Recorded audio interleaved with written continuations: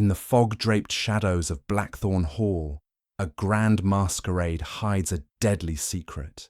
When an enigmatic invitation lures Hercule Poirot to a midnight ball, a scream pierces the revelry, and a young heir lies dead, a ruby-encrusted dagger in his back.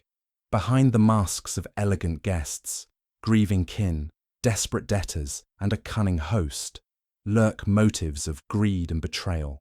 As Poirot unravels a web of contested fortunes and hidden passages, one truth emerges.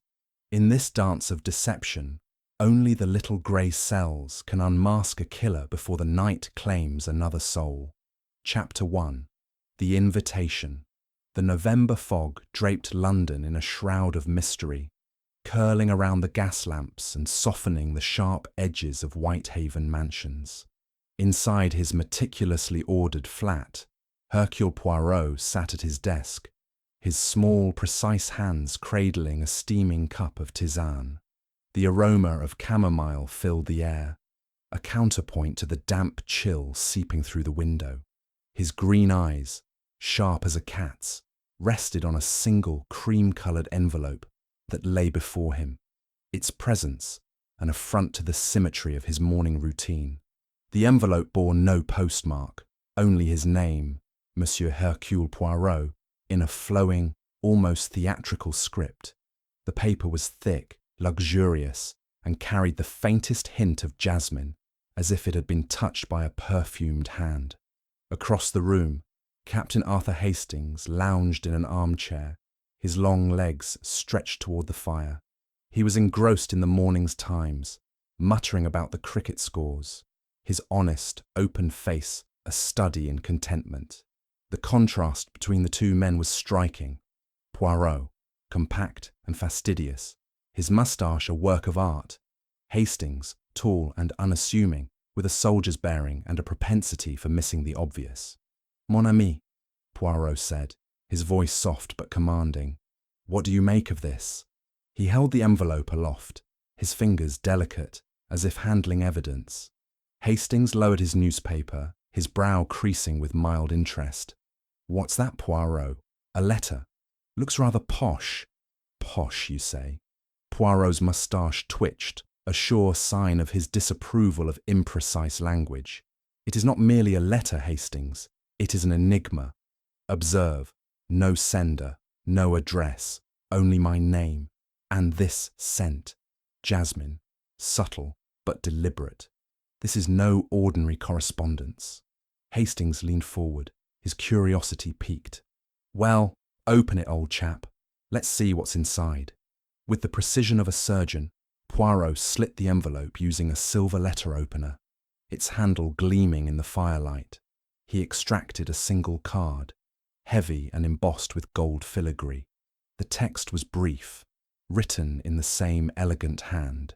"You are cordially invited to a midnight masquerade at Blackthorn Hall, Dorset, on the eve of All Hallows.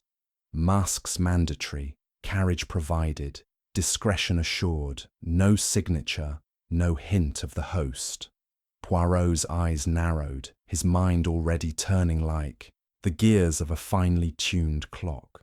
"Discretion assured," he murmured, his French accent lending the words a conspiratorial weight. "This is not an invitation, Hastings. It is a summons." Hastings blinked, his straightforward mind grappling with Poirot's intensity. "A summons? Surely it's just some wealthy eccentric throwing a fancy dress ball. Sounds like a bit of fun, if you ask me." "Fun?" Poirot's voice was sharp, though his lips curved slightly. "Non, mon ami. The anonymity, the insistence on masks, the promise of a carriage, these are not the whims of a carefree host. They are the hallmarks of intrigue. Someone wishes Hercule Poirot to attend this masquerade, and they wish it for a reason they dare not reveal." Hastings rubbed his chin, unconvinced. "But why you, Poirot? You're not exactly the partying type." Poirot rose from his chair, his small frame radiating authority. He paced the room, his patent leather shoes silent on the polished floor. "Why me? Because, Hastings, I am Hercule Poirot, My reputation precedes me. The sender knows that where there is mystery, there is Poirot. And this, he tapped the card, this is a mystery wrapped in velvet and sealed with secrecy. He paused by the window, gazing out at the fog-shrouded street. A hansom cab rattled past, its driver a mere shadow in the mist. Poirot's fingers drummed lightly on the windowsill, a rare sign of agitation. The eve of All Hallows, he said softly. A night when the veil between worlds is thin, when secrets walk among us. This is no coincidence. Hastings folded his newspaper, sensing the gravity in his friend's tone. So, what's the plan? Are we going? Poirot turned, his eyes gleaming with purpose. Mais oui, Hastings, we shall go. We shall don our masks and step into this game of shadows. But we shall not be mere guests. We shall be observers, seekers of truth. The little grey cells, they are already at work. Hastings grinned, his enthusiasm sparked by Poirot's resolve. Jolly good. I'll need a mask then. Something dashing. Perhaps a highwayman. Poirot's moustache quivered with amusement. A highwayman, Hastings? Non. Non. You shall have a mask, but it must be discreet, unobtrusive. We must blend, yet see all. As for me, he touched his moustache, a gesture of quiet pride. Hercule Poirot needs no disguise, for the truth is his mask. As the fire crackled and the fog pressed against the windows, Poirot returned to his desk, the invitation still in hand. He placed it carefully in a drawer, as if locking away a piece of a puzzle yet to be solved. Outside, London whispered its secrets, but within the flat, the mind of Hercule Poirot was already unravelling the threads of the midnight masquerade. Chapter 2. Blackthorn Hall. The carriage that bore Hercule Poirot and Captain Hastings toward Dorset cut through the fog like a ship through a ghostly sea. Its black lacquered exterior gleamed faintly under the moonlight, and the rhythmic clop of the horses' hooves was the only sound in the stillness of the night. Inside, Poirot sat erect, his gloved hands folded over the silver head of his cane, his silver domino mask resting on the seat beside him. The mask was a simple affair, chosen for its elegance rather than ostentation, allowing his sharp green eyes to remain unobscured. Across from him, Hastings fidgeted, adjusting the garish peacock-feathered mask that clashed with his otherwise impeccable evening suit. "Dash it all, Poirot," Hastings said, tugging at the mask's ribbon. "This thing's deuced uncomfortable. Why must we wear these blasted disguises anyway?" Poirot's moustache twitched, a subtle sign of amusement. "Mon ami, the mask is not merely a disguise. It is a key to the game we're about to play.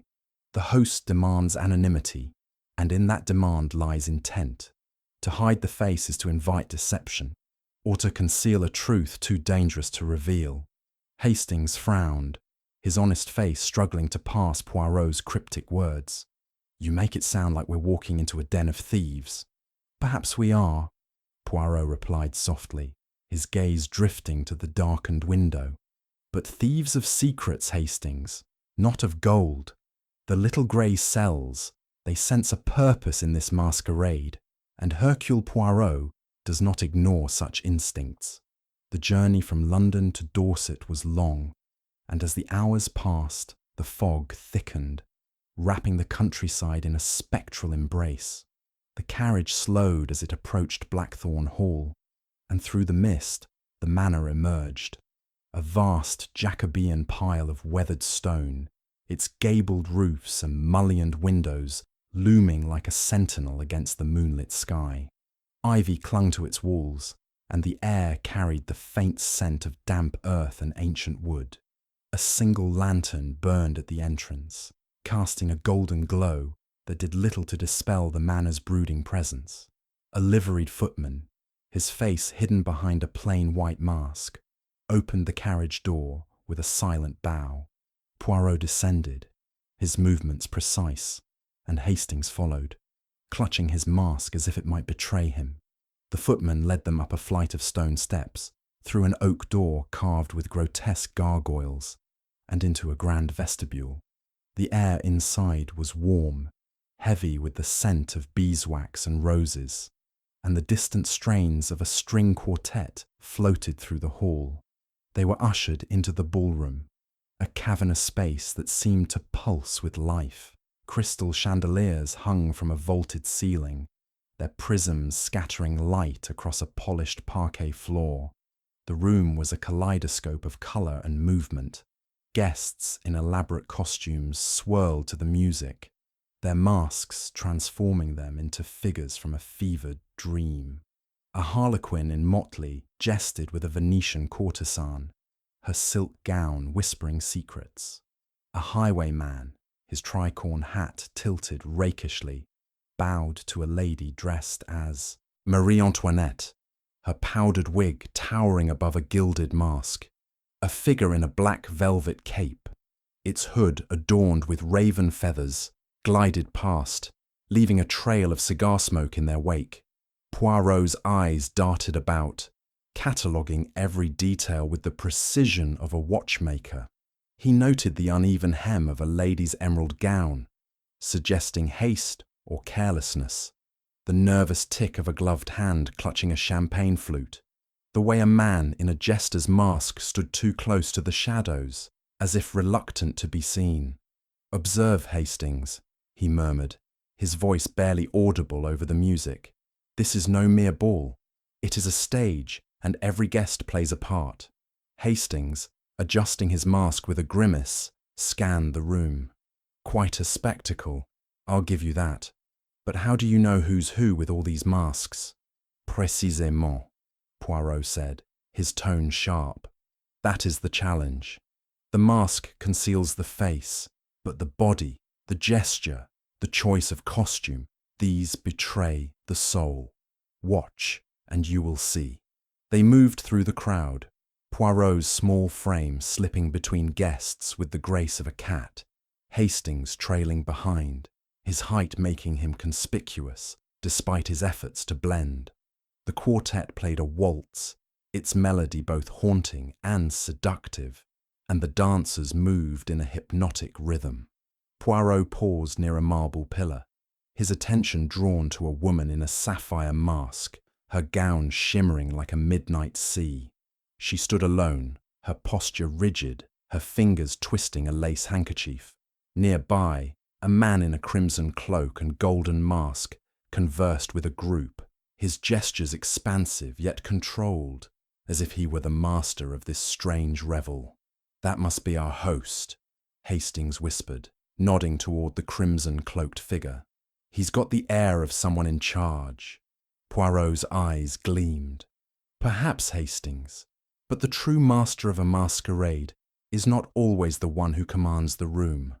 We shall see." As the clock neared midnight, the atmosphere in the ballroom shifted. The laughter grew sharper, the glances more guarded. Poirot's senses, honed by years of unravelling human deceit, prickled with anticipation. He sipped a glass of champagne, though his lips barely touched the rim, his attention fixed on the crowd. A woman in a silver mask, her laughter bright and artificial, brushed past him, her perfume heavy with tuberose. A man in a black domino mask lingered near the doors to the east wing, his posture tense, as if poised to flee. "Something's brewing, isn't it?" Hastings said, his voice low. "I can feel it." "Oui, mon ami," Poirot replied. "The air is thick with secrets, and secrets, like wine, do not keep forever." At the stroke of midnight, a gong reverberated through the hall, its deep, resonant tone silencing the music and stilling the dancers. The guests turned as one toward a dais at the far end of the room, where the figure in the crimson cloak and golden mask ascended with measured steps. The crowd parted, their masks creating a sea of anonymous faces, each one a cipher. The figure raised a hand, and the silence deepened. "Ladies and gentlemen," the figure said, their voice low and cultured, carrying a trace of an accent Poirot could not yet place. "Welcome to the midnight masquerade at Blackthorn Hall. Tonight, We cast aside the mundane and embrace the extraordinary. Here, secrets may dance and truths may unmask. Let the night reveal what it will. A murmur ripple through the crowd, a mix of excitement and unease. Poirot's fingers tightened on his cane, his mind racing. The words were not a mere welcome. They were a provocation, a dare. He scanned the room, noting the reactions. The sapphire-masked woman's hands stilled, her handkerchief forgotten. The man in the black domino mask slipped closer to the east wing doors. The woman in the silver mask laughed again, but it was a brittle sound, like glass on the verge of breaking. "Hastings," Poirot whispered, "mark that man by the doors. He moves with purpose, yet wishes to be unseen. And the lady in sapphire, she knows more than she reveals." Before Hastings could respond, a sharp cry pierced the air, high and anguished, coming from the direction of the east wing. The crowd froze, masks turning toward the sound. The cry was cut off abruptly, leaving a silence more oppressive than the gong. Poirot was already moving, his short legs carrying him with surprising speed toward the source. Hastings followed, his longer strides keeping pace, though he nearly collided with a guest dressed as a medieval knight. They reached a corridor lit by flickering sconces, the air cooler here, tinged with the musty scent of old stone. At the far end, where the corridor turned sharply, a woman in the sapphire mask knelt beside a crumpled figure. The man lay face down, his black raven mask askew, revealing a pale, handsome face, frozen in a rictus of shock. A dagger protruded from his back, its ruby-encrusted hilt catching the light. Blood seeped into the parquet floor, dark and glistening. "Good Lord!" Hastings exclaimed, his voice thick with horror. "He's dead, Poirot!" "Oui," Poirot said, his tone calm, but his eyes blazing with intensity. He knelt beside the body, careful not to disturb the scene. The dagger was slender, almost ceremonial, its blade buried deep between the man's shoulder blades. Poirot's gloved fingers hovered over the hilt, noting its intricate design, a serpent coiled around a rose. "This is no ordinary weapon, Hastings," he said. "It is a relic, a symbol, and its presence here is no accident." The woman in the sapphire mask rose, her hands trembling. Her eyes, visible through the mask's slits, were wide with fear. I found him like this," she stammered, her voice breaking. "I heard a noise, a cry, and I came to look. Oh, it's horrible." Poirot's gaze fixed on her, piercing yet gentle. "And you are, mademoiselle?" She hesitated, then lifted her chin. "Lady Eleanor Vance. This was my cousin, Julian Vance." Poirot nodded, his mind already weaving a web of connections. "Remain here, Lady Eleanor. Hercule Poirot will have questions. Hastings, fetch the host, if he is indeed the man in the crimson cloak, and ensure no one leaves this house." Hastings nodded, his face pale but resolute, and hurried back toward the ballroom. Poirot turned his attention to the body, his eyes scanning every detail. The angle of the dagger, the position of the hands, the faint scuff marks on the floor. "Julian Vance," he murmured. "What secret did you carry that demanded such a dramatic end?" The corridor grew crowded, as guests drawn by the commotion peered from the ballroom doors. Their masks, once festive, now seemed grotesque, a mockery of the tragedy before them. Poirot rose, his small frame commanding the space. "Mesdames et messieurs," he said, his voice cutting through the murmurs, "return to the ballroom. There has been a murder, and Hercule Poirot will find the truth. But for now, no one leaves Blackthorn Hall." As the guests retreated, their whispers buzzing like disturbed bees, Poirot stood over the body, his mind a whirl of possibilities. The masquerade, he knew, was no longer a game of costumes. It was a puzzle of motives, and the first piece had just fallen into place. Chapter 3. The Scream. The echo of the scream still lingered in the air of Blackthorn Hall, a ghostly remnant that seemed to cling to the tapestried walls of the East Wing corridor. Hercule Poirot stood motionless beside the body of Julian Vance, his keen eyes absorbing every detail of the grim tableau. The raven mask tilted to reveal a face pale as wax, the ruby-encrusted dagger glinting cruelly in the flickering sconce light, the dark pool of blood spreading like an accusation across the polished floor. The air was thick with the metallic tang of blood, undercut by the faint mustiness of the ancient house. Lady Eleanor Vance, her sapphire mask a stark contrast to her ashen complexion, stood a few paces away, her hands clasped tightly to still their trembling. "Mon Dieu," Poirot murmured, his voice a low cadence of controlled intensity. "A murder so bold, so theatrical, demands an audience. And yet, the stage is empty but for us." Captain Hastings returned, his face flushed from haste, accompanied by the figure in the crimson cloak and golden mask. The man's presence filled the corridor, not through size, but through an air of authority that seemed to command the shadows themselves. Behind him, the murmurs of the ballroom guests hovered like a distant storm, contained for now by the footman who barred the doors. "Monsieur Poirot," the crimson-cloaked figure said, his voice smooth yet edged with tension. "This is a calamity. I am Sir Mortimer Blackthorn, master of this house. What has happened here?" Poirot's eyes, sharp as cut emeralds, met the slits of the golden mask. "What has happened, Sir Mortimer, is murder. Julian Vance lies dead, struck down by a dagger of singular design. And you, monsieur, as host, must account for this tragedy under your roof." Sir Mortimer's gloved hands tightened briefly, a gesture Poirot noted with interest. "I assure you, Monsieur Poirot, I know nothing of this. The masquerade was meant to be a celebration, a night of mystery and revelry. Not this. Revelry, perhaps," Poirot said, his tone deceptively mild. "But mystery, oui, that you have provided in abundance. Tell me, Sir Mortimer, who invited Hercule Poirot to this gathering? The invitation bore no name, yet it found its way to my desk." Sir Mortimer hesitated, a pause so brief it might have gone unnoticed by any but Poirot. "I sent it," he admitted. "Your reputation as a detective is unparalleled. I thought your presence would lend distinction to the event." "Distinction," Poirot repeated, his moustache twitching with skepticism. "Or perhaps you anticipated a need for my particular skills. No matter. For now we must act. Hastings, ensure the ballroom remains sealed. No guest leaves until I have spoken with them."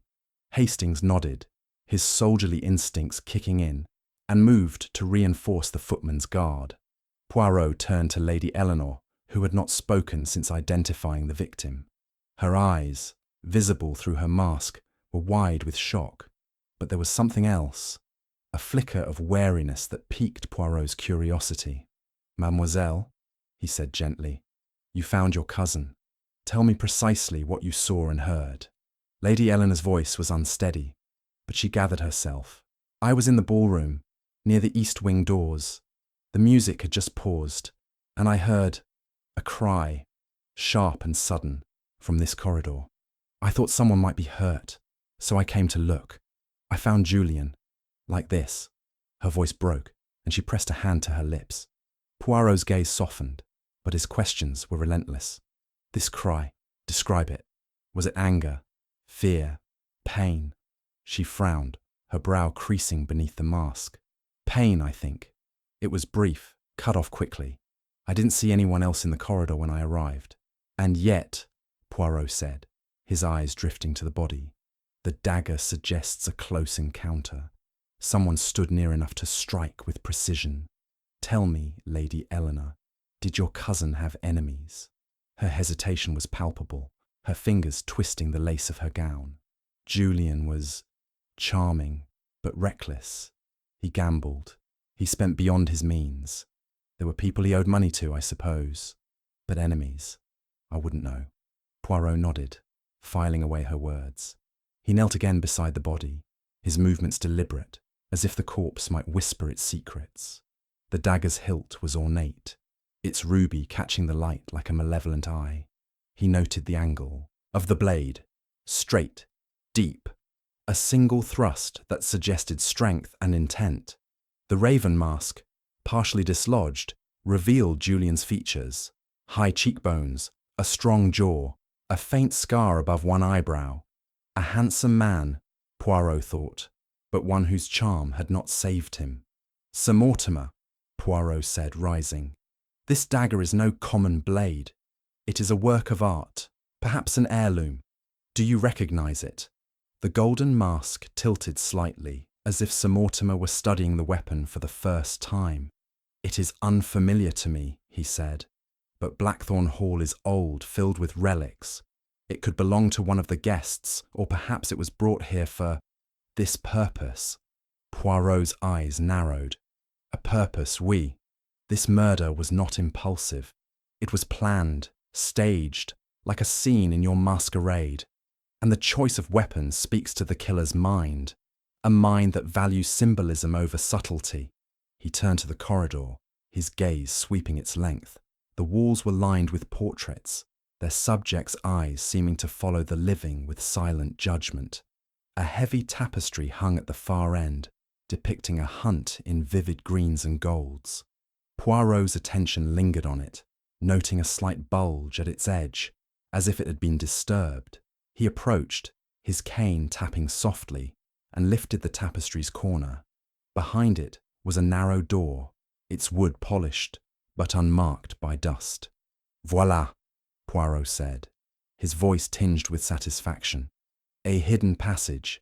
Hastings, come see." Hastings, who had returned from his task, peered over Poirot's shoulder. "Good heavens, a secret door. Do you think the killer escaped through here?" "Perhaps," Poirot said, his fingers tracing the door's edge. "Or perhaps it was used to approach unseen. We shall investigate, but first we must speak to the guests. Their masks hide their faces, but their actions will betray them."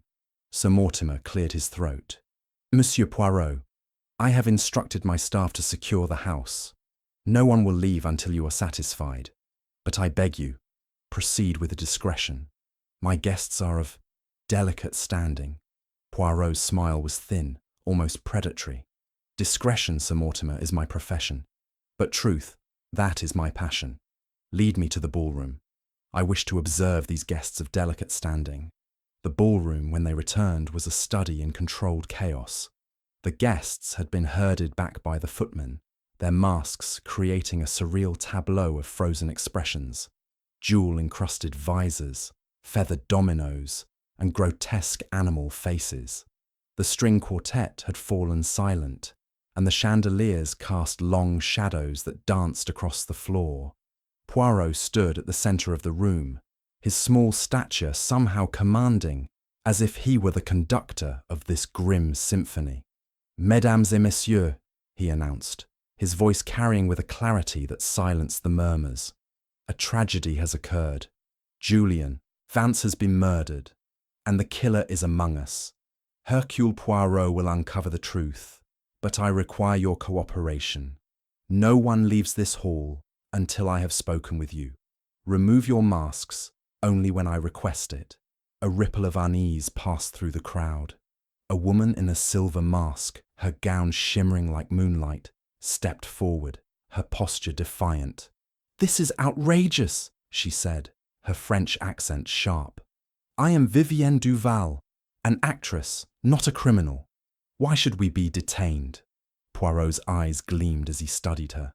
"Mademoiselle Duval, your indignation is noted, but murder does not respect fame or fortune.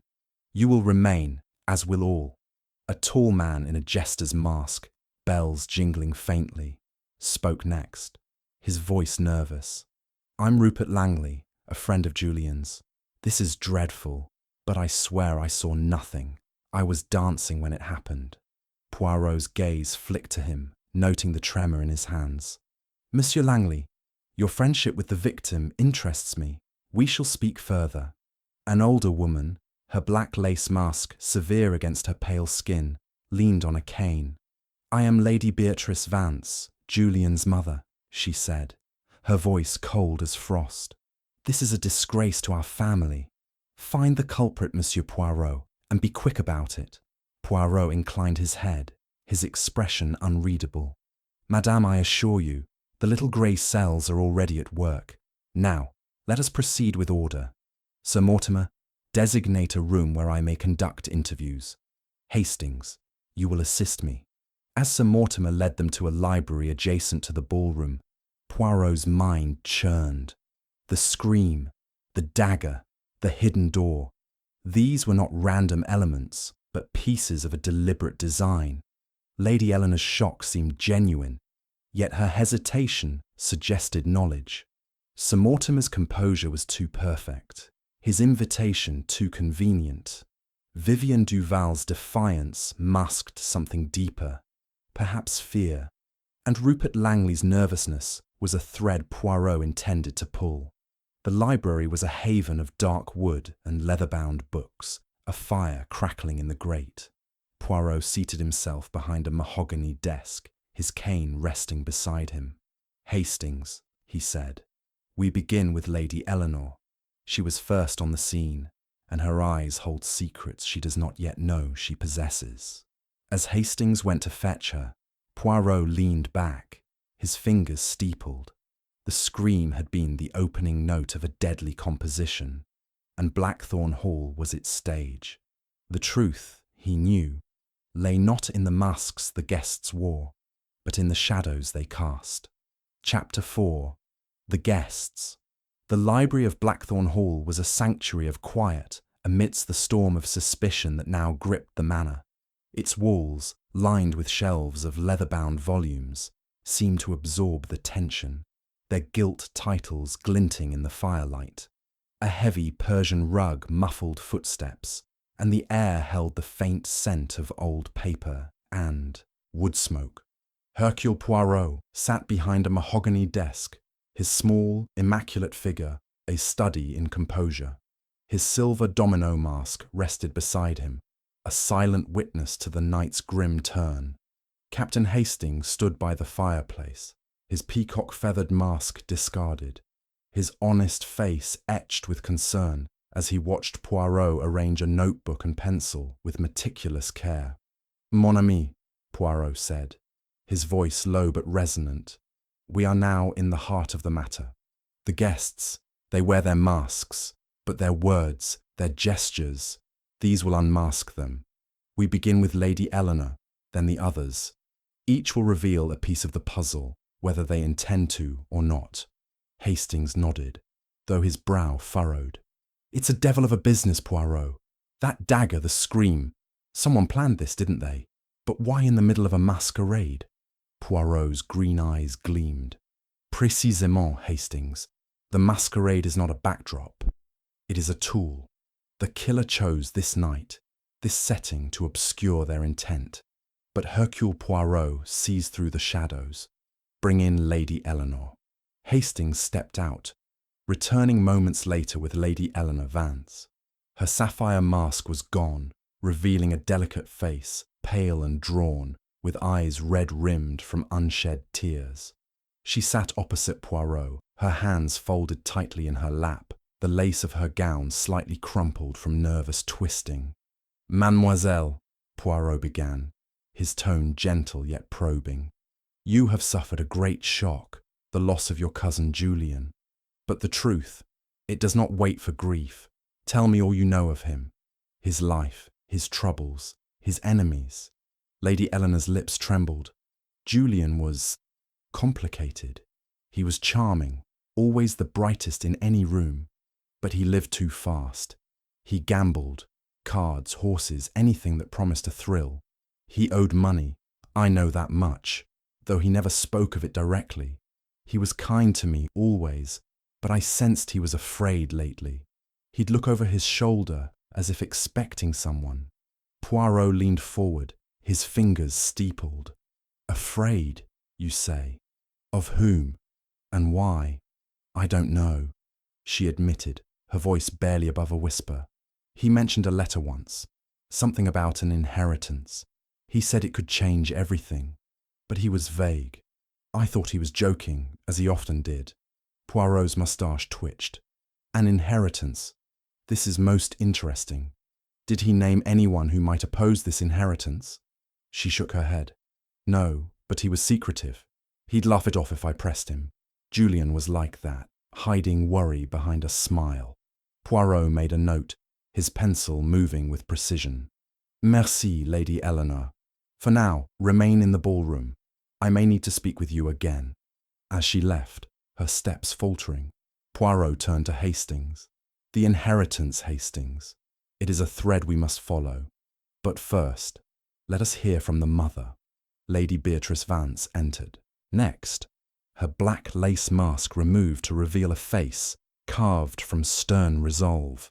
Her silver hair was swept into a severe chignon, and her eyes, cold as winter, fixed on Poirot with undisguised disdain. She leaned on a cane, its ebony handle polished to a sheen, and seated herself without invitation. Madame, Poirot said, unruffled by her imperious air, your son has been taken from you. My condolences. But I must ask, what was Julian to you, beyond a son? What burdens did he carry? Lady Beatrice's lips thinned. Julian was a disappointment. He had every advantage, birth, education, connections, yet he squandered them on cards and drink. I warned him I would cut him off if he didn't reform. He laughed, as always. But he was my son, Monsieur Poirot, and I loved him, despite his flaws. Did he speak of this inheritance Lady Eleanor mentioned? Poirot asked. Her eyes flickered, a brief crack in her composure. He did. A distant uncle, some obscure relation, left him a sum. It was contested, though by whom, I don't know. Julian was secretive, even with me. He said it would solve his debts, but I doubted it. He was never prudent. Poirot nodded, his expression neutral. And this dagger, madame? It is ornate. A family piece, perhaps. Lady Beatrice's gaze sharpened. I have many heirlooms, but I don't recall such a dagger. If it is ours, it was taken without my knowledge. Merci, madame, Poirot said, dismissing her with a nod. As she departed, her cane tapping a steady rhythm, he murmured to Hastings, she knows more than she says, but her pride is her shield. Next, the friend. Rupert Langley entered, his jester's mask gone, revealing a young man with a nervous demeanour and eyes that darted like a hunted animal's. His blonde hair was dishevelled, and his hands shook as he sat, tugging at his cuffs. Monsieur Langley, Poirot said, his voice smooth as silk. You called Julian your friend. Yet friendship, it can be strained by money, by secrets. What was your bond with him? Rupert swallowed, his Adam's apple bobbing. We were close, like brothers. We met at university, shared a love of cards, horses, life. We had a venture together, a shipping deal, but it went sour. I owed him money, yes, but I'd never hurt him. Never. Poirot's eyes narrowed. This debt? How much? And how did Julian press you for it? It was substantial, Rupert admitted, his voice cracking. A few £1,000s. He didn't press, not really. He'd joke about it, but lately he was different, distracted, on edge. Said he'd clear it all soon, with some windfall. The inheritance, Poirot said softly. Did he say who contested it? No, Rupert said, shaking his head. He was cagey, said it was a family matter, nothing for me to worry about. Poirot made another note, his pencil a whisper on the page. Merci, Monsieur Langley. Stay close. As Rupert left, his steps hurried. Poirot leaned back, his fingers drumming lightly on the desk. The debt, Hastings. It is a motive, but not the only one. Now, the actress. Vivienne Duval swept into the room, her silver mask removed to reveal a face of striking beauty. High cheekbones, full lips, and eyes that sparkled with defiance. Her silver gown shimmered, and she carried herself with the poise of one accustomed to the stage. She sat, crossing her arms, and fixed Poirot with a challenging stare. Mademoiselle Duval. Poirot said, his tone almost playful. You are a woman of the world, non? What was Julian Vance to you? Vivienne's laugh was low, throaty. A boy with charm and no sense. He pursued me, as men do, but I'm not one to be caught. He owed money to half of London, including some unsavoury types. I told him to settle his debts before chasing dreams. Poirot's eyes gleamed. And these unsavoury types, who were they? She shrugged, a gesture both elegant and dismissive. I don't know names. Men in dark corners, the kind who don't wear masks because they don't need to. Julian was scared of them, I could tell. Did he mention an inheritance? Poirot asked. Her eyes flickered, but she recovered quickly. He hinted at something, a fortune he called it. Said it would change his life. I didn't believe him. Julian was full of grand promises. Poirot nodded, dismissing her. As she left, her perfume lingering, he turned to Hastings. She is clever, this one. She sees much but reveals little. Now, the host. Sir Mortimer Blackthorne entered last, his crimson cloak folded over one arm, his golden mask removed to reveal a lean, aristocratic face with deep-set eyes and a jaw shadowed with fatigue. He sat with the ease of a man accustomed to command, but his fingers betrayed a faint tremor. Monsieur, Poirot said, his voice sharp, you invited me here, knowing my reputation. Why? Did you expect murder? Sir Mortimer's lips twitched, not quite a smile. I expected intrigue. Blackthorne Hall has long been a place of secrets. I thought your presence would ensure any mischief was contained. I did not foresee this tragedy.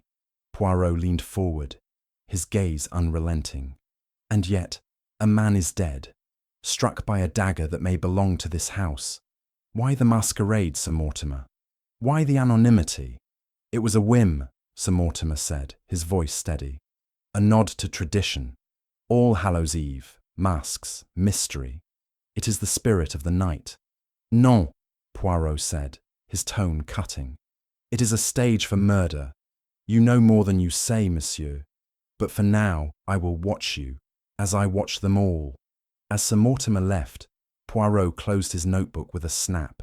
Hastings, we have a tapestry of motives. Debt, inheritance, fear. The dagger is the key, a symbol of something deeper. Tomorrow, we search the grounds. The truth, it hides in the details.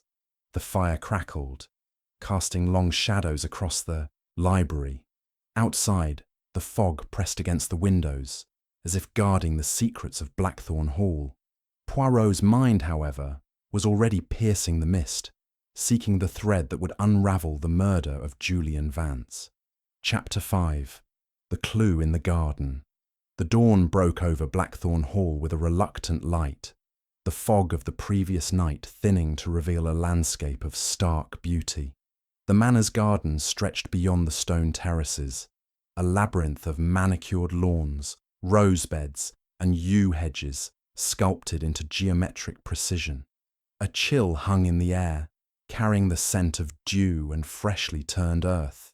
Hercule Poirot, dressed in a charcoal overcoat and a neatly knotted scarf, stood at the edge of the terrace, his cane planted firmly in the gravel.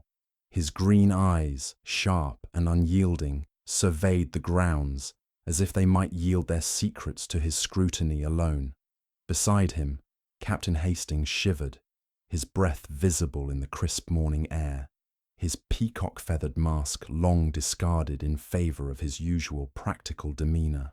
"Cold as the devil out here, Poirot," Hastings said, rubbing his hands together. "What are we looking for exactly? The killer's not likely to have left a calling card." Poirot's moustache curved slightly, a rare hint of amusement. "Mon ami, you underestimate the carelessness of the guilty. The criminal mind, it plans meticulously, but in the act, it falters. A footprint, a dropped trinket, a blade of grass bent the wrong way. These are the signatures of truth. Come, we explore the garden where Julian Vance met his fate. They descended the terrace steps. Poirot's patent leather shoes crunching softly on the gravel path. The garden was a study in contrasts. The orderly rows of roses, their petals wilting in the autumn chill, stood against the wilder expanse of a yew maze that loomed in the distance. A marble fountain, its basin carved with cherubs, gurgled at the garden's heart, its water catching the pale sunlight. Poirot's gaze swept the ground, noting the damp patches where the night's rain had lingered. He paused near a rosebed, his eyes narrowing at a faint indentation in the soil.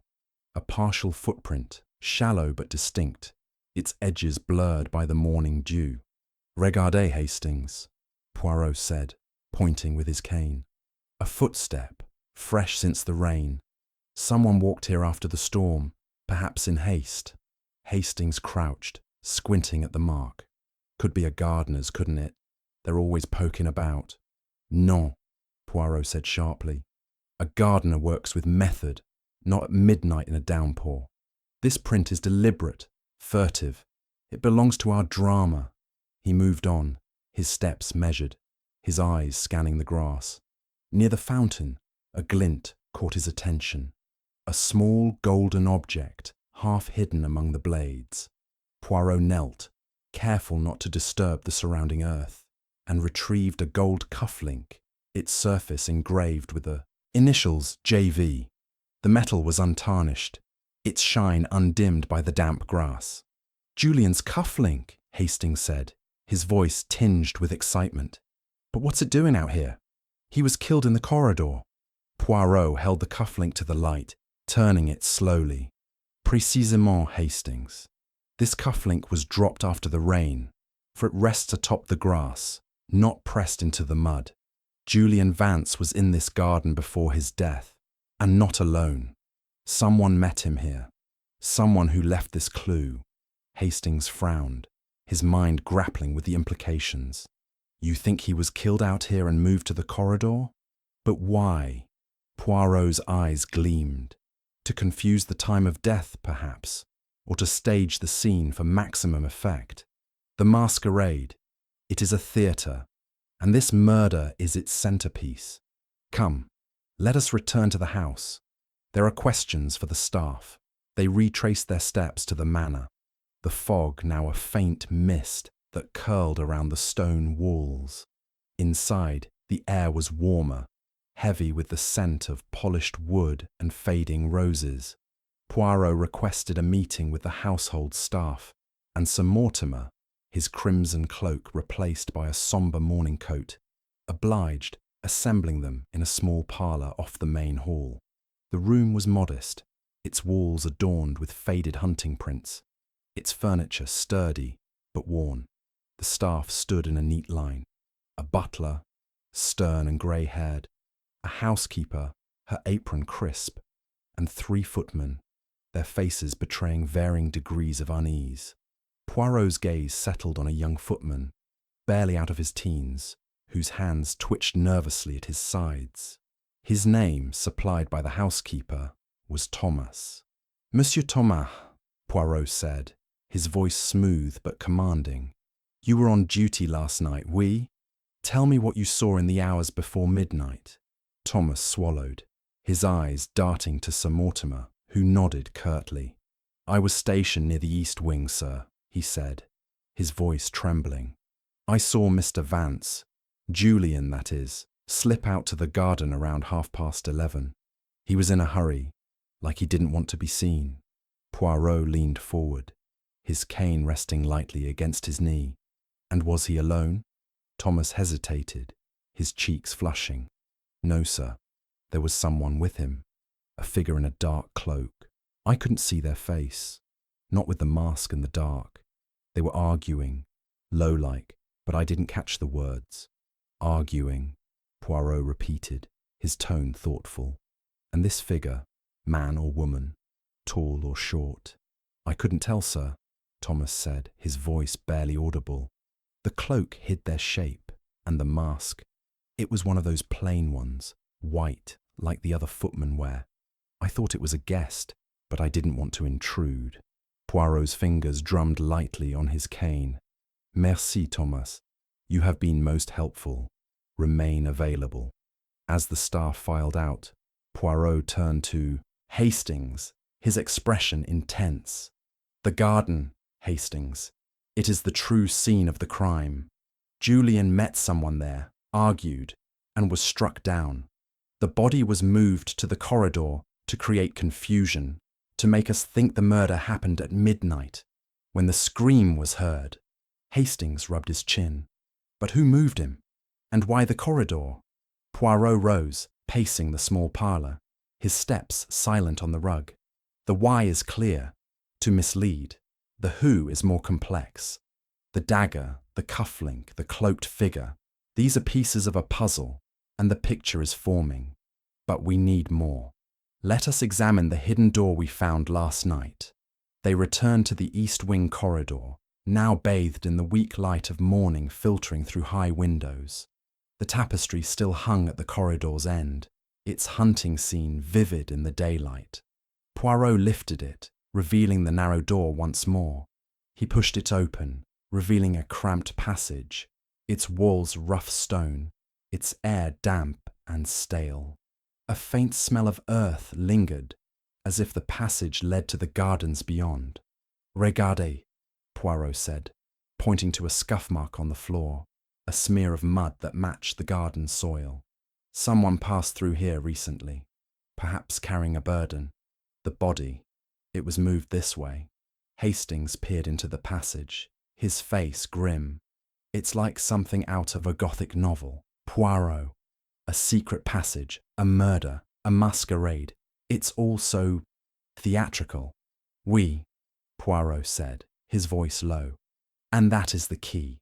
The killer is a performer, staging a drama for reasons we do not yet understand. But the cufflink, it tells us Julian was in the garden, and the mud tells us how he was brought back. We must now learn why."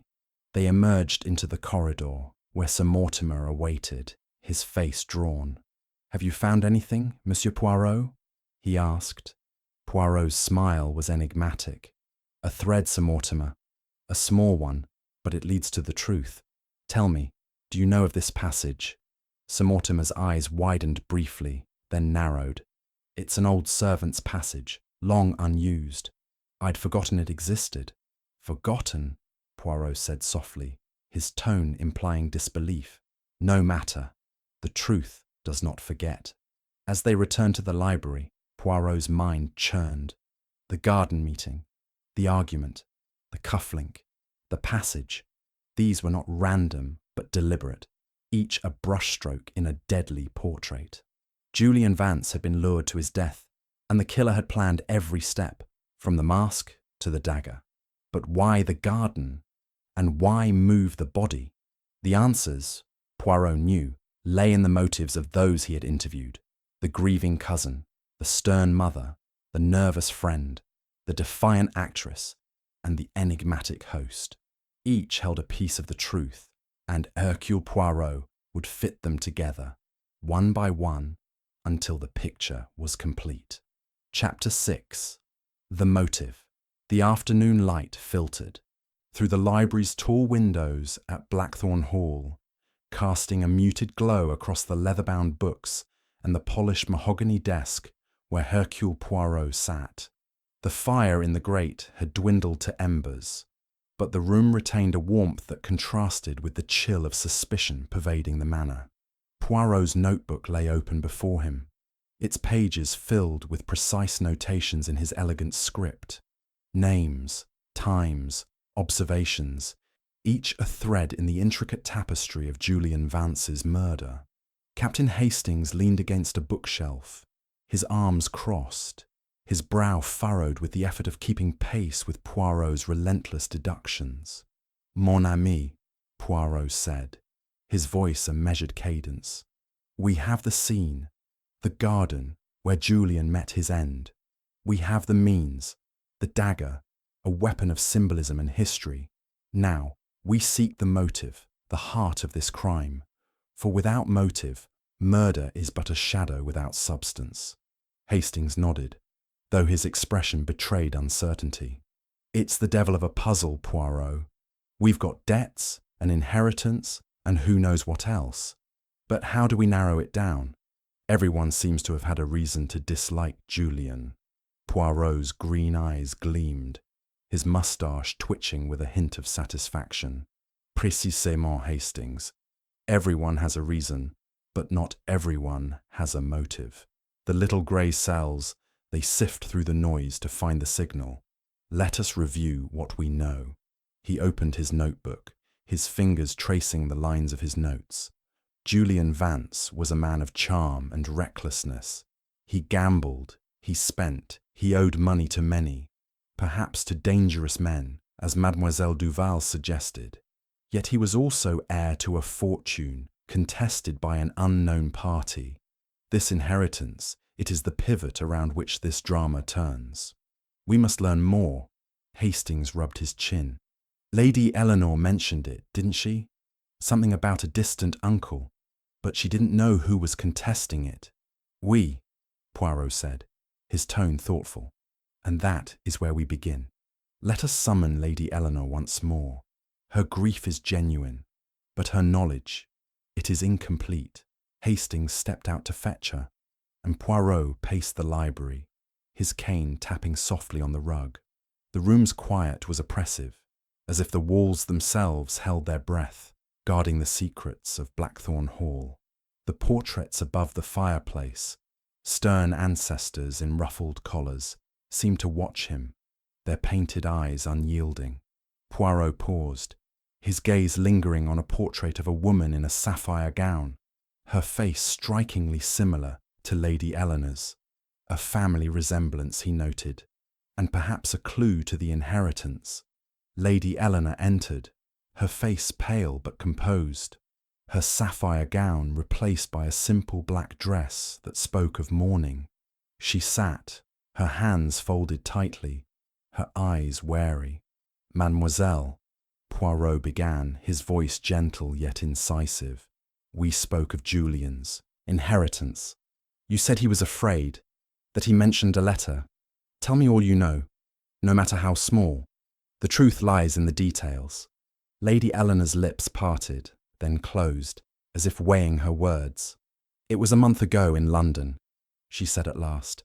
Julian came to tea, which was unusual. He was always so busy with his clubs and his distractions. He seemed agitated, not himself. He said he'd had a letter from a solicitor about an uncle, a man named Cornelius Vance, who died abroad. The estate was modest but valuable, a house in Kent, some investments.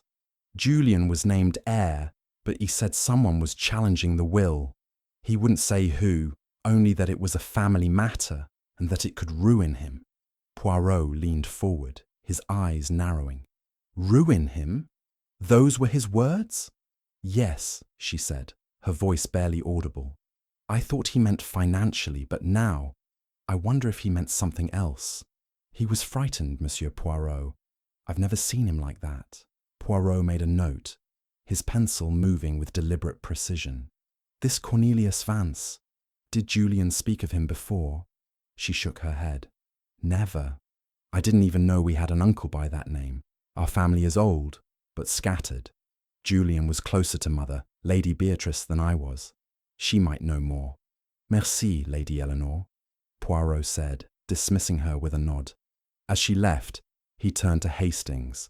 The inheritance is the key, Hastings. A contested will, a frightened heir. This is no mere debt collection. We must speak to Lady Beatrice again. But first, let us consider the others. He flipped a page in his notebook.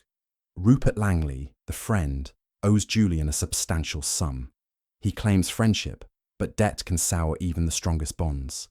Vivienne Duval, she dismisses Julian as a boy, yet her eyes betray knowledge of his world, the world of creditors and shadows. Sir Mortimer, our host, claims this masquerade was a whim, but his invitation to Hercule Poirot suggests foresight. And Lady Beatrice, she speaks of disappointment, yet her love for her son is fierce. Each has a motive, but which is strong enough to kill. Hastings frowned, pacing to the window. What about those unsavoury types Vivienne mentioned? Could one of them have slipped into the masquerade? Possible, Poirot conceded, but unlikely. The dagger, it is too personal, too deliberate. A hired thug would use a common blade, not an heirloom. No, this is a crime of passion, of purpose. The killer knew Julian, knew his secrets. A knock interrupted them, and the housekeeper, Mrs. Grimsby, entered, her face stern but composed. "Pardon, sir," she said, addressing Poirot. "I overheard your questions about Mr. Vance's inheritance. I thought you should know. There was a visitor some weeks ago, a man who came to see Lady Beatrice.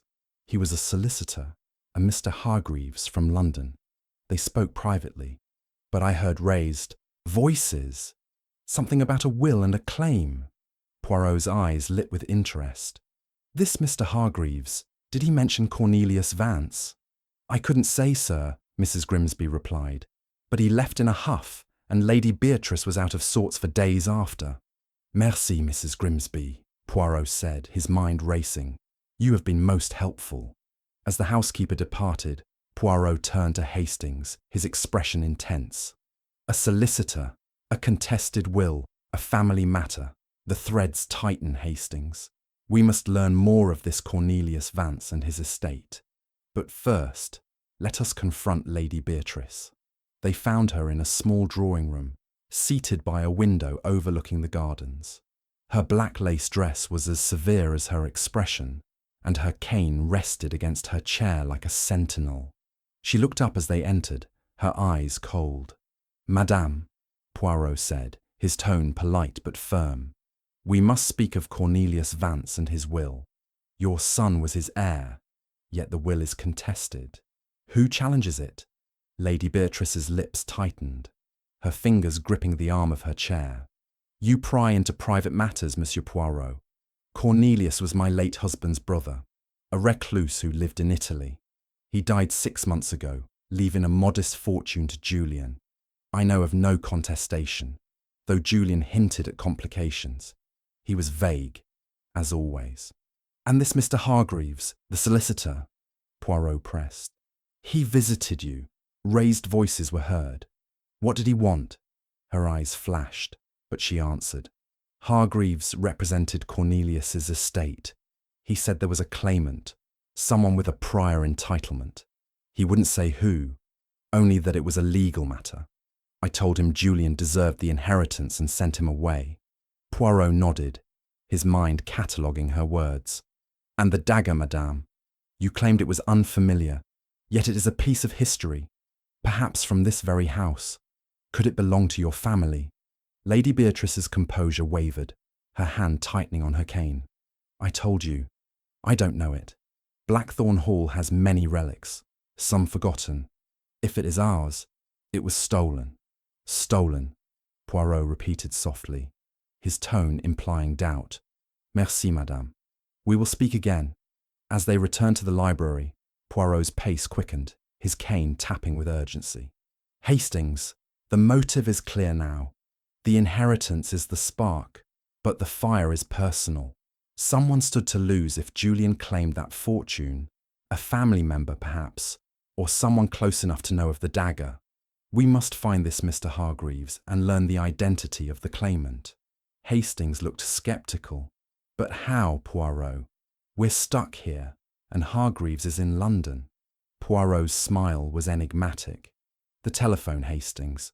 Sir Mortimer will provide access. And if not, the local constabulary will assist. The truth? It waits for no one."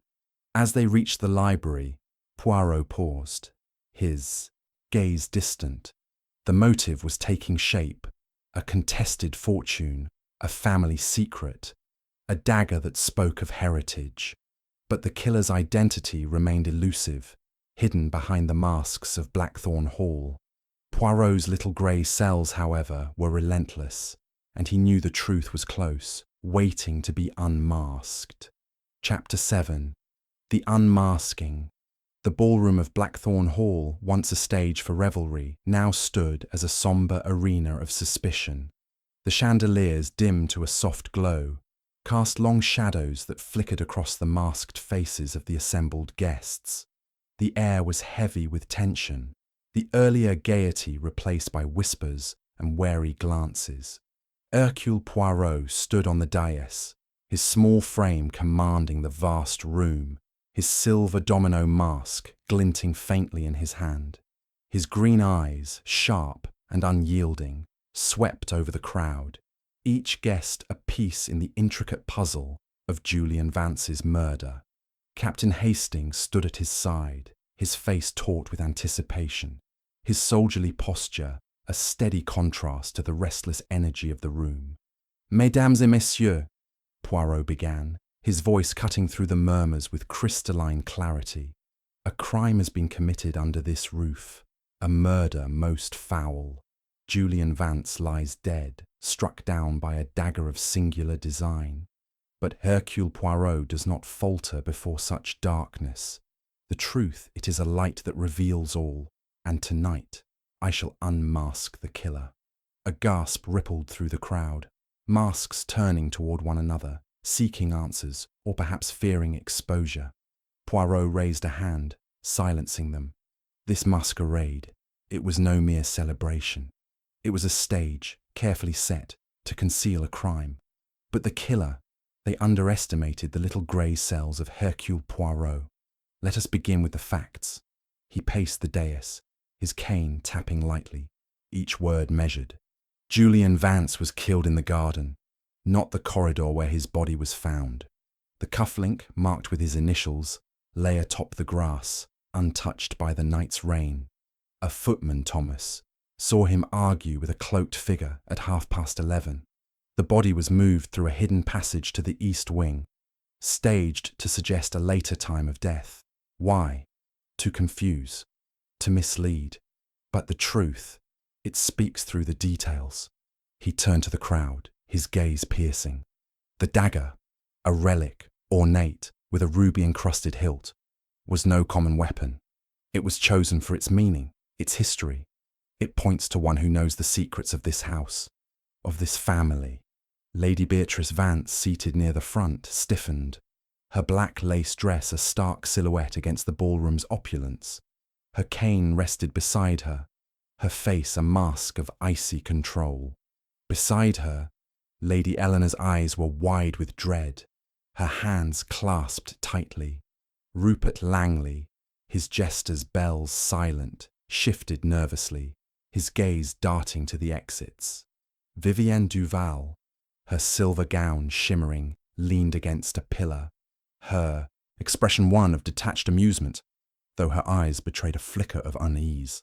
Sir Mortimer Blackthorne stood apart, his crimson cloak replaced by a dark suit, his face unreadable, but his posture tense.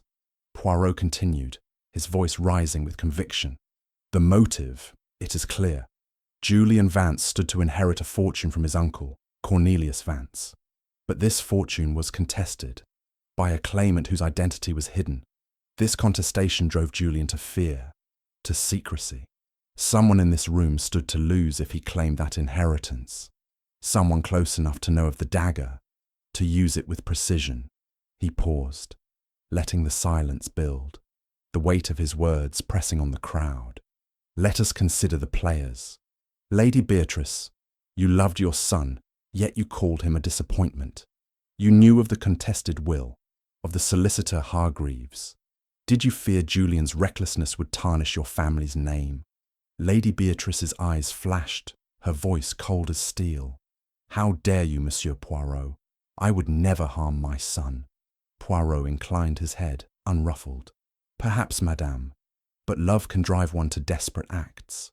And you, Lady Eleanor, you found the body, yet your hesitation speaks of knowledge unspoken. Did you know the claimant, the one who threatened Julian's fortune?" Eleanor's voice trembled. "I told you all I know.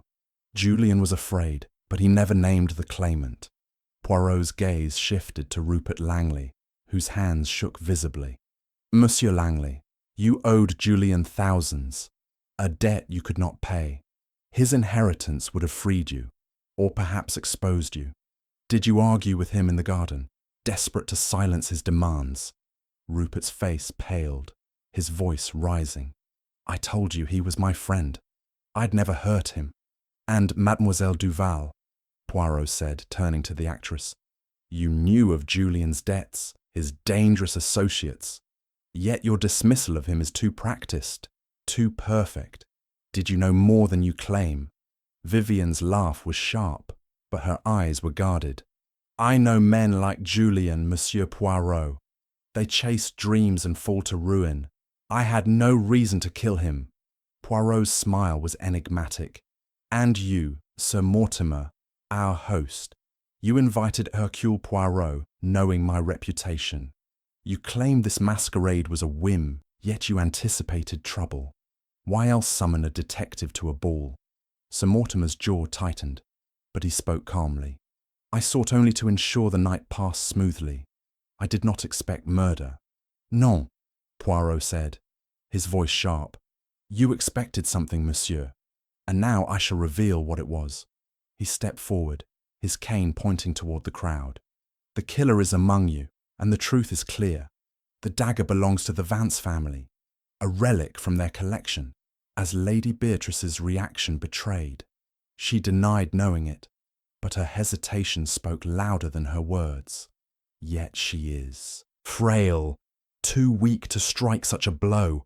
The killer needed strength, opportunity, and motive. Poirot's gaze locked on Rupert Langley, whose face drained of colour. Monsieur Langley, you are the key.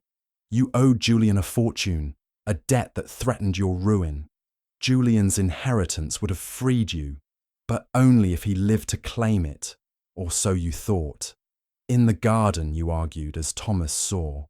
You knew of the dagger, having visited Blackthorn Hall with Julian before. You took it from the Vance collection, perhaps with Lady Beatrice's knowledge, and struck him down in a moment of desperation. Rupert lunged to his feet, his voice hoarse. This is madness! You have no proof! Poirot raised a hand, his voice unrelenting. The proof? It is in the details.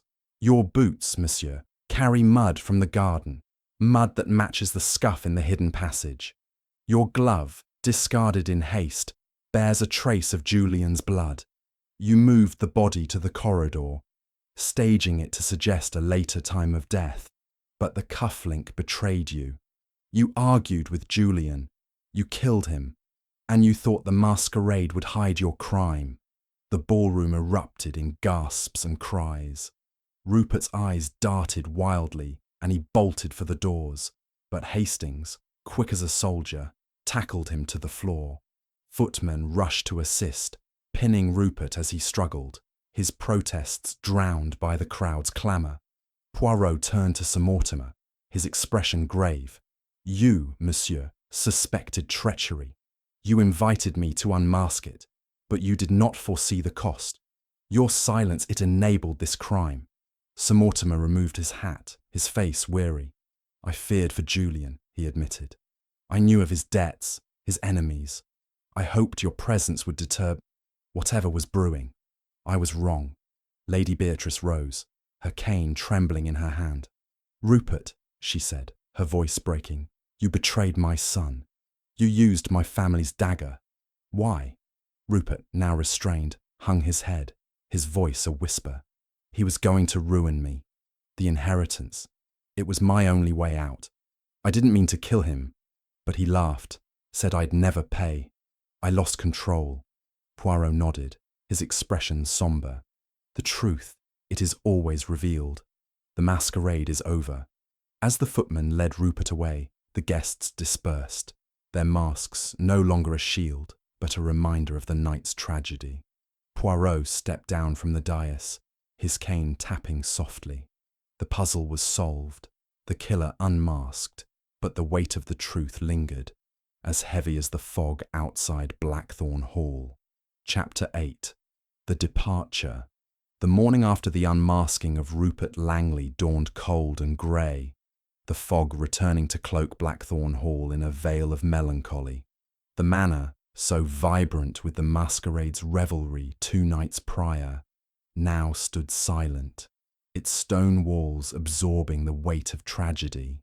Hercule Poirot stood in the vestibule, his charcoal overcoat buttoned against the chill, his silver cane gleaming in the muted light, filtering through the mullioned windows. His moustache was as immaculate as ever, but his green eyes held a quiet intensity, as if the resolution of the case had not fully dispelled the shadows of the night. Beside him, Captain Hastings adjusted his hat, his face etched with the weariness of a man who had seen too much in too short a time. "Mon ami," Poirot said, his voice soft but resonant. "The puzzle is complete, the truth revealed. Yet there is no joy in such a victory, for murder leaves only sorrow in its wake." Hastings nodded, his expression sombre. Poor Julian. And Lady Beatrice, imagine her pain, knowing her son's friend betrayed him. "It's a rotten business, Poirot." "Oui," Poirot agreed, his gaze drifting to the oak door, where a footman waited to escort them to their carriage. "But the truth, it is a balm, even if bitter. Without it, the wound festers." The doors opened, and Sir Mortimer Blackthorne appeared, his face haggard, the lines of his aristocratic features deepened by guilt and grief. He had shed the theatricality of his crimson cloak, dressed now in a plain black suit that seemed to mirror the mood of the house. He approached Poirot, his steps measured, and extended a hand. "Monsieur Poirot," he said, his voice low, "you have done what I hoped, yet at a cost I did not foresee. You have saved the honour of Blackthorne Hall, and for that I am in your debt." Poirot inclined his head, his expression unreadable. "Honour, Sir Mortimer, is a fragile thing, easily tarnished by secrets. You invited Hercule Poirot to your masquerade, knowing trouble brewed. Next time, speak plainly, and perhaps tragedy may be averted." Sir Mortimer's eyes flickered with regret. "I thought I could control the storm, that your presence would be enough to deter it. I was wrong. Julian's death, it will haunt me." Poirot's gaze softened, but only slightly. "Then let it be a lesson, monsieur. The truth does not hide behind masks, nor does it bow to pride. Adieu." As they stepped outside, the fog swirled around them, softening the sharp edges of the manor's gables and turrets. The black carriage awaited, its horses stamping impatiently, their breath visible in the cold air. The footman, no longer masked, held the door, his face pale but composed. Poirot paused on the steps, his eyes scanning the grounds one final time.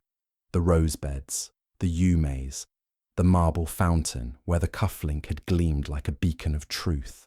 Hastings climbed into the carriage, settling onto the plush seat with a sigh. "Another case solved, Poirot? But I still don't understand why Rupert thought killing Julian would solve his debts. And why the masquerade? It's all so convoluted." Poirot joined him, his movements precise as he adjusted his scarf. "Convoluted, Hastings? No, it is tragically simple. Rupert Langley saw no other way out. The inheritance, it was Julian's salvation, but also Rupert's ruin.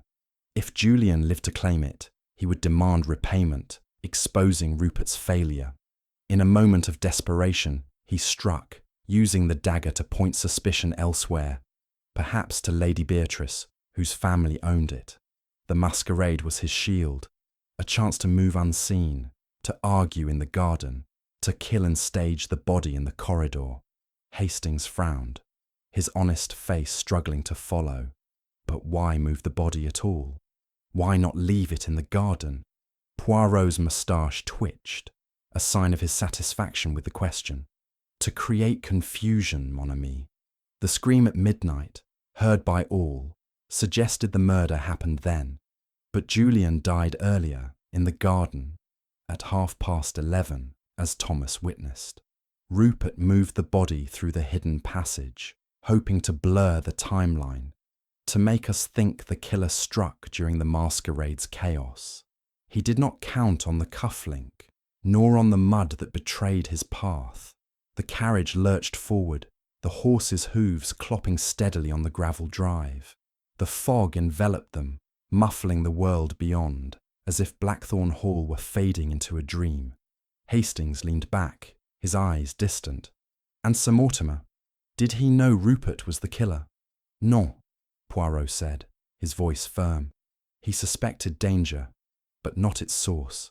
His invitation to me was a precaution, a hope that my presence would deter mischief. He knew of Julian's debts, his enemies, perhaps even the contested will, but he did not foresee murder. His guilt is not of complicity, but of silence. Hastings shook his head. It's a grim affair, Poirot. All those masks, all that secrecy.